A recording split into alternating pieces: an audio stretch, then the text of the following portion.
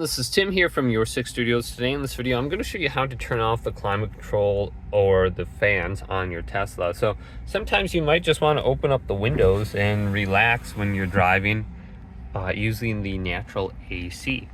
So what you want to do is just go down to your climate control option right here and tap the temperature. And then at the top left here, you can see there's an option for power. You just press the power button. And if you can hear, there's nothing on now. So you have to come back here. It's grayed out. So if it's grayed out, you can just tap it and it'll turn back on. And you should hear it kick in. And there it goes. I hear it back on. And we can tap it one more time to open it up. And you can see it's set to auto.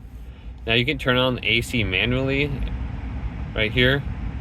And you can see the fan speed is kicking in. I'm just going to bring that down to 1. I think the fan can be a little bit too loud for me. So you can just look at, hopefully this video did indeed help you out.